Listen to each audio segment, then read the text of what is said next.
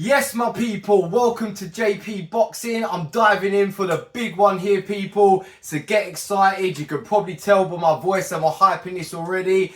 I'm fucking excited. I'm talking, obviously, as you can see here, about Anthony Joshua versus Daniel Dubois. This is taking place at Wembley Stadium on September 21st in front of 96,000 boxing fans here in the UK. And let me let you into a little secret why I'm extra excited for this one. It's because, that's right, I'm going to be one of the 96,000 boxing fans in Wembley Stadium. I'm absolutely gassed for this one, people. I'm gassed for any boxing show I get to go and watch live. I'm a huge boxing fan. That's why I run a fucking boxing channel, of course. But I haven't been to a massive stadium one like this for quite a while now, man, so I'm extra excited. The last stadium fight I actually went to was another Anthony Joshua fight when he fought Alexander Usyk the first time around at Tottenham Hotspur Stadium. I've only been to one show this year, actually. Another reason I'm more excited, where I haven't been to one for quite a while. That was Dan Aziz versus Joshua Buatsi, just next door to this, actually,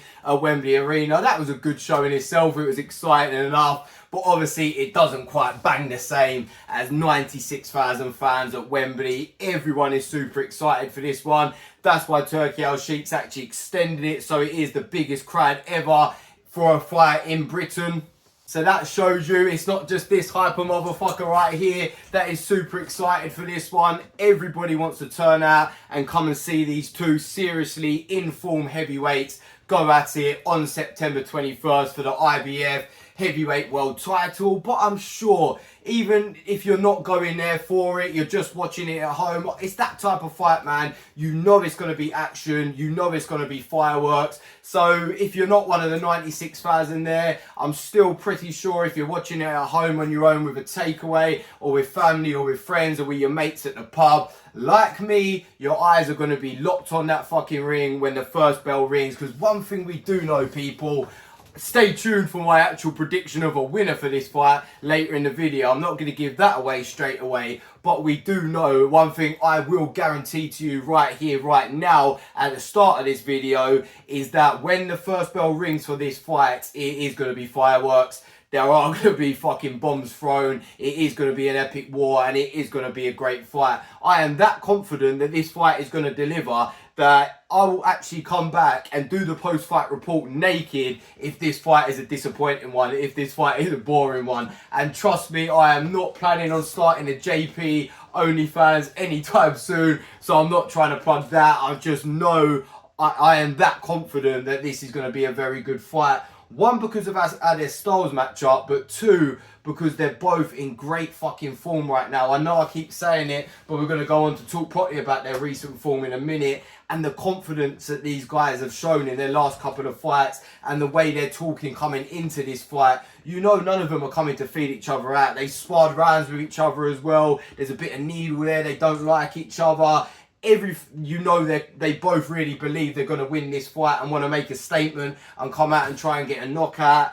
Everything is pointing towards this being a brilliant fight. The only way it could disappoint, and I could end up here naked in a week or so time doing that post-fight report, is if there's an early cut or an injury or something like that. But fingers crossed that fucking don't happen. But anyway, that's enough hype. Let me take my promoter hat off now and put my analyst hat on. I'm not getting any pay from Eddie Hearn, by the way, or anything, people. I am just genuinely super excited for this one. But you've come here for a prediction, not a promotion. I'll leave all that stuff over to Eddie Hearn. So yeah, there's a lot to talk about here, man. There's a lot of hype, as I said. There's a lot of things to analyse and discuss. There's a lot of question marks too. I'll start with one, probably the only negative talking point surrounding this fight. As I said earlier in the video, it is for the IBF Heavyweight Championship of the World. But some people, and I can kind of understand where they're coming from, will tell you that this isn't actually a legit heavyweight world title fight, and that's because Daniel Dubois, as crazy as this sounds, is a world champion without actually ever winning or even fighting for a world title in the ring. And if you're new to boxing or you're not a hardcore boxing fan who follows the sport intently like some of us do, you might hear this and think, what the fuck, is that even possible? Unfortunately, in boxing, it does happen sometimes. I wouldn't say it's an often occurrence, but it does happen every now and then. Famously with Devin Haney a few years back, he was made world champion via email, and he was ripped for a while for being an email world champion till he actually legitimately won it and defended it in the ring. Happened with Jaron Ennis at welterweight recently too, I'm pretty sure. And obviously the fighters get a bit of hate for it. Daniel Dubois has been getting a bit of hate for it, but you can't really blame him. You should blame the IBF. Really, they should have just made the title vacant. Obviously when they stripped Usyk, or he relinquished it, whatever way happened it was, the fact of it's been taken off of Usyk, who we know is the heavyweight king. There's no denying that. They should have put it vacant for this fight, so it would be whoever wins it is a legitimate world champion. Because if Daniel Dubois now goes and beats Anthony Joshua, in my eyes, he's a legitimate world champion. He's won the belt in the ring, and he's beat a world-class fighter, one of the best in the weight division right now to do so. And the same for Joshua. If he goes and beats Daniel Dubois with that IBF world title on the line when they're fighting for it in the ring, in my eyes, he's a three-time world champion, and makes history because he's one of only the few ever in history to do that.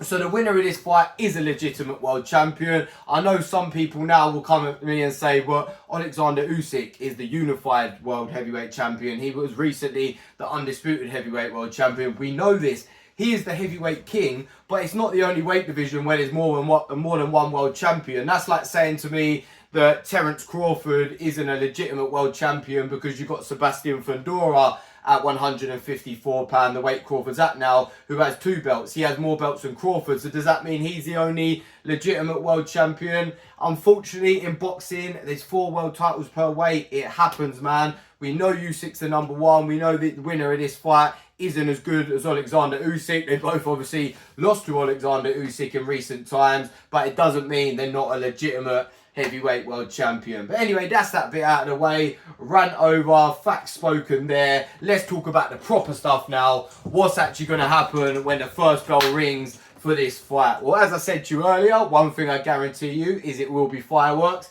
It will be bombs away. I've got their stats written here, but do you really need the stats for Anthony Joshua? If you're a boxing fan, even a casual boxing fan, I'm sure you know all about him, and you're pretty sure you know about Daniel Dubois now too. He's been in some big fights. But their records, you got Joshua 128, lost 3, knocked out 25. His 3 losses obviously come to Andy Ruiz, who then went on to beat in a rematch, and Alexander Usyk twice. His wins, man, excluding the recent form, because I'm going to talk about that more deeply in a minute, but you got a bit earlier in his career, Dillian Whyte, Vladimir Klitschko, Joseph Parker, Alexander Povetkin, Andy Ruiz, as I just said, Kubrat Pulev, and then obviously more recently Helenius, Otto Wallin, and a man from the UFC called Francis Ngannou. If you're talking about deep names on the resume, Anthony Joshua is your guy at heavyweight, man. Win or lose, he's fought everybody out there offered to him other than Fury and Wilder. But is that his fault? Not necessarily. That's for a whole other video, a whole other day. Daniel Dubois, 121, lost 2, knocked out 20. His losses are to Joe Joyce earlier in his career and Alexander Usyk more recently, probably about a year ago now, just over. The losses obviously stand out more for me with Daniel Dubois because in both of those losses he did quit. And they were quite bad quitting bottle jobs in my opinion. I know he had the orbital bone thing when it came to the Joe Joyce fight, and normal people will tell you that was a smart decision. But as Derek Chisora said in a recent interview on TalkSport, whether it's a smart decision or not, he still felt pain in the ring, he still quit, and he still took a knee and got the fuck out of there. It's a quick job, man, whether it's a smart decision or not. And even worse against Usyk, because in that fight he didn't have a bad injury. I know he was getting clipped on the same eye that he had an injury on in the past, but the fact is he didn't actually injure it. He was just getting, Usyk was just seriously getting on top of him in that fight. He maybe felt a little niggle or something in his face. He got hurt, he took a knee, and he quit again. And for me, that still leaves serious doubts in my mind with Daniel Dubois coming into this fight. And I know people like to say to me now that his recent form, he's had a real hard fight with Jarrell Miller, and stopped him in the 10th round after a bit of back and forth and a hard fought pace in that one. And more recently, even more impressive. Like, I'm not saying these wins aren't impressive. He got in there and stopped Filip Hrgovic in the 8th round. and just kept swinging bombs, even though he was taking loads of right hands, jabs, and left hooks back in the face himself. This is the difference, people, and I need to try and stress this one here. They were two hard fights. They were two really good back and forth action fights. But the difference here between, and people, this is why I say you can't just say he's not a quitter anymore, because he's had these two fights. The difference here between these fights and the Joe Joyce and Usyk fights is that in both of these, yes, he was taking hits back, but he wasn't really taking any serious punishment, and he was the one on top in the fight. He was the one in control of the fight. And you will know, if you've ever been in the ring sparring or you've had a boxing match or something yourself, if you're going to war and you're winning the fight, that shit can be quite fun. Quitting doesn't enter your mind, because yeah, you're taking a few big shots, you're like, oh, be careful with that one, but you're swinging bombs back, you're landing more, you're having fun in there. But when you're in a war and shit's getting on top of you and you're losing the fight and it's getting away from you, that's when it really takes your soul. That's when it really starts to get to you mentally. And that is what happened against Joe Joyce. He started well in that fight. Joe Joyce took over. He weren't expecting Joe Joyce to outbox him and jab his face up in the way he was. He was thrown off. He was losing the fight. It was late. He was behind. It was all going wrong. Then he got that injury. He chose to quit. And the same against Alexander Usyk. Usyk was on top of him. He was taking his soul. He was breaking him down. So if he's having fun against Anthony Joshua in the first few rounds and Joshua's landing some right hand bombs, I'm not expecting Daniel Dubois to quit. But if it gets into round 5, 6, 7, he's punched himself out. Joshua's out boxing him now. Joshua's busting up his body. Joshua's busting up his face. And the fight is now on top of Daniel Dubois. He's got 96,000 fans watching Joshua beat the fuck out of him. He's thinking, how is it possible for me to bring this back and win this fight now? That's when we could see Daniel Dubois quit again.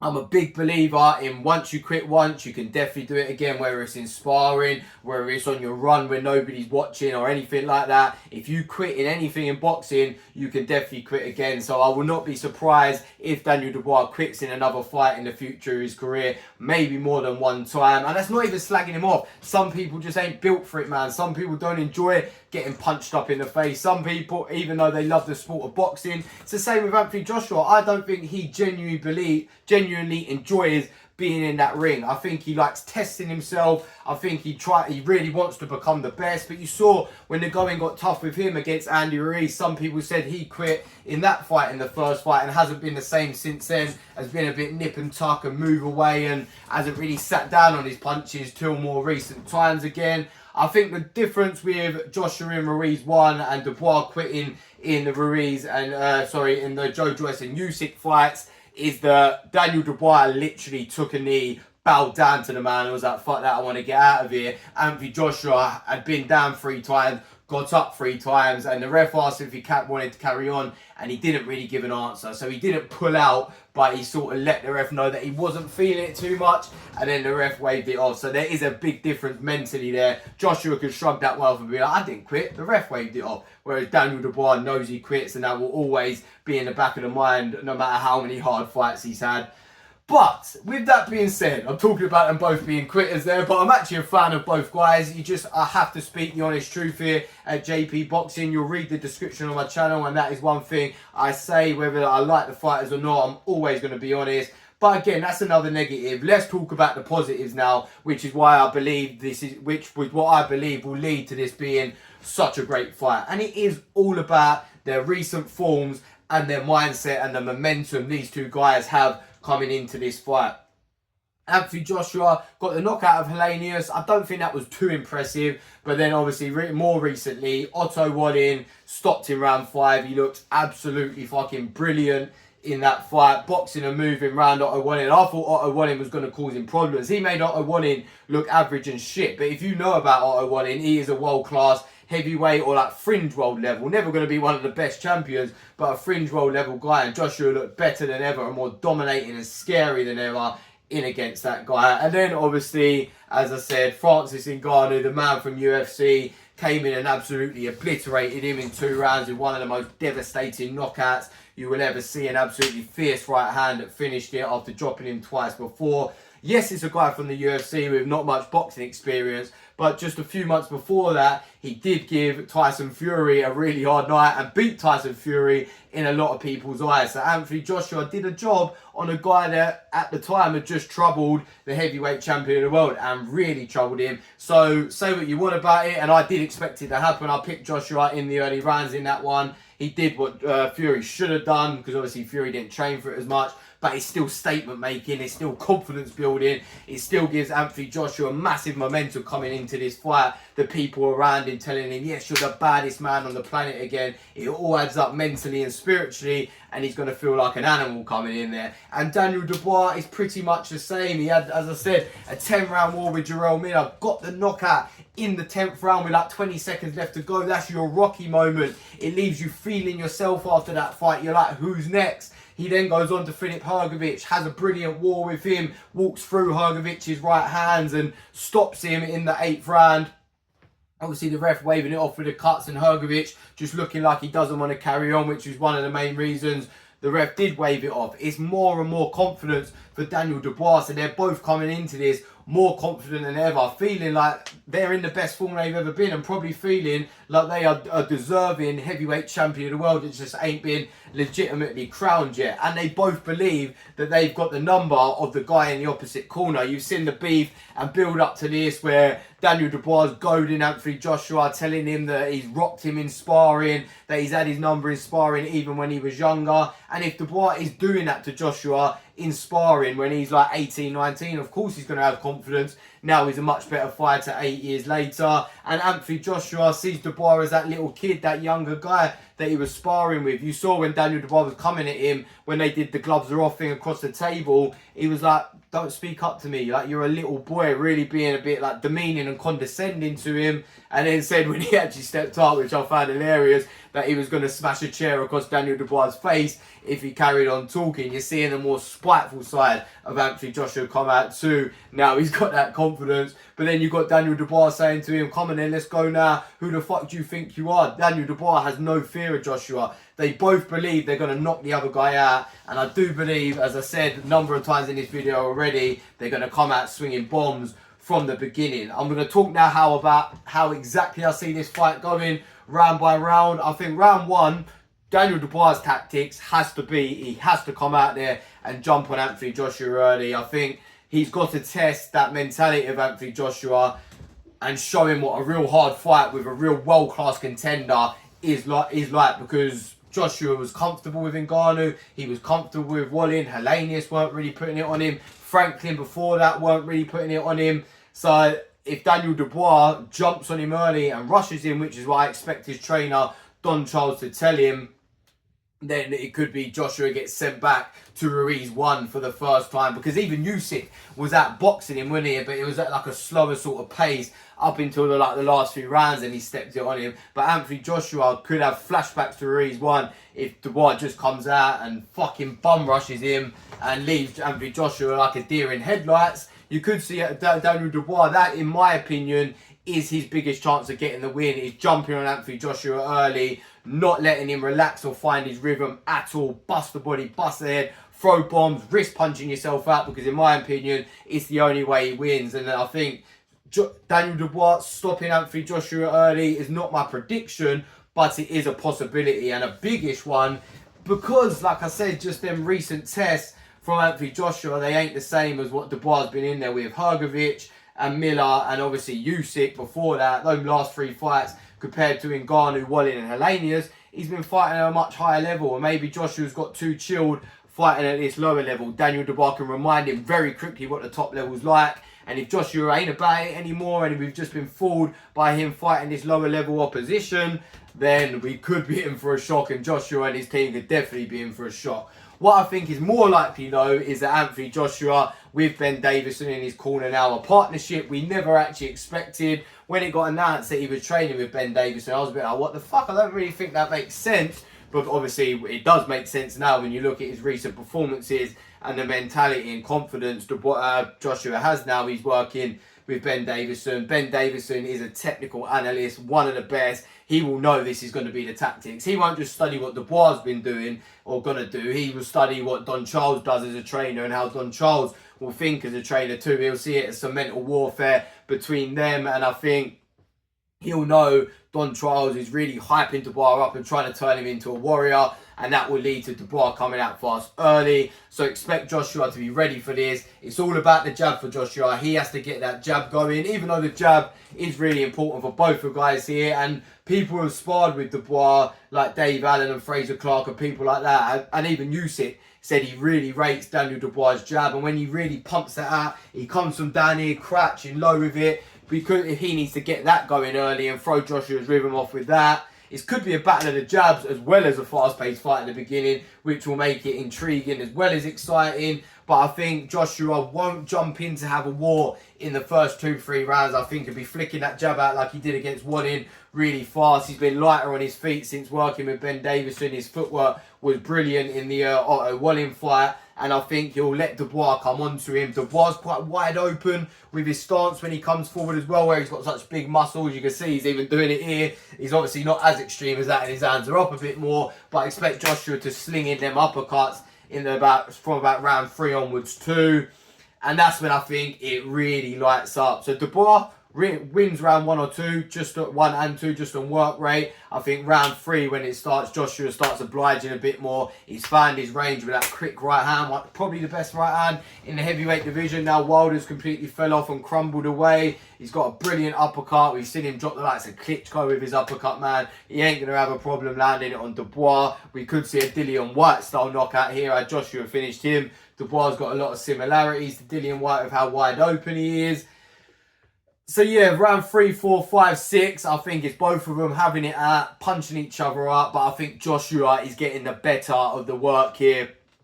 And he's being more technical with it. Whereas Dubois, this is where I see the fight starting to get on top of him. He starts getting scrappy. He starts really swinging. Looking a bit like Derek Chisora with the overhand rights. He's going to be swinging in there. And Joshua here, this is just easy work to him now. By the time we're about round 6 or 7, I think he's really going to be punching Daniel Dubois up, and I think the rest going to be close to stopping it. And then I think I'm going to say from round 6 to 8, if I had to say a specific round, I'll say Anthony Joshua round 7. You see him land a huge right hand or a huge right uppercut, maybe a left hook that leaves Dubois on his back, and maybe he's been down once or twice already by this stage, or just being punched the fuck up on his feet. And whether he can get up or not, I think the fight gets waved off here.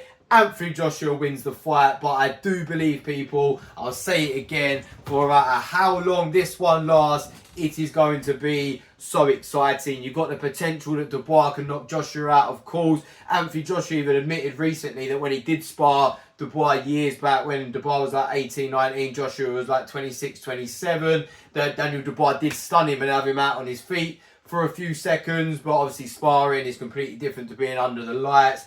Anthony Joshua is so used to being under the lights. He's fought in stadiums so many times. I don't think he's going to let the pressure get to him here in terms of the crowd, the pressure of the fight maybe. So yeah, it's possible Dubois does get Joshua out of there early, but I think it's more likely Joshua survives a hard early few rounds, takes over with his superior boxing skills. I think really Joshua's got the advantage of most things here. He's got the size, he's got the reach, he's got the power advantage, although some people will tell you Dubois hits harder. I think Anthony Joshua clearly hits harder in my opinion. Dubois might be more flooding with the power, but in terms of knocking your lights out, it's definitely Anthony Joshua. He's got better footwork. The only thing Dubois may have better is a jab, but then Joshua's jab's been a lot better now. He's using it more under Ben Davison. See, I just think he's got all the advantages, and his superior boxing skills would make him take over from about round 4, and he stops him in round 6 to 8. That's my official pick, but anything can happen, man. One thing I know for sure, it's going to be crazy. I've spoken for long enough now, people. Now it's over to you guys. Who are you picking? Are you picking Anthony Joshua? Are you picking Daniel Dubois? Who do you want to win? If there's anyone else there's going to be one in the 96,000. Hit me up and I might see you there. But other than that, stay tuned, like and subscribe, because there's going to be loads more talk about this fight coming up throughout fight week. We're close to it, people. And P.S. I'm going to have my undercard predictions for the likes of Buatsi, Hutchinson, Shiraz versus Denny, Kakachi Warrington, Smith versus Kelly, Mark Chamberlain, who he's fighting now has escaped my mind, sorry about that. But I'll have the predictions for all them on a separate video in a few days. It might be uploaded already if you're watching this video a bit later. So yeah, all boxing talk, as always, at JP Boxing. Thank you for watching. Get ready for this incredible fight in front of 96,000 people at Wembley. Can't wait to be there. Peace out.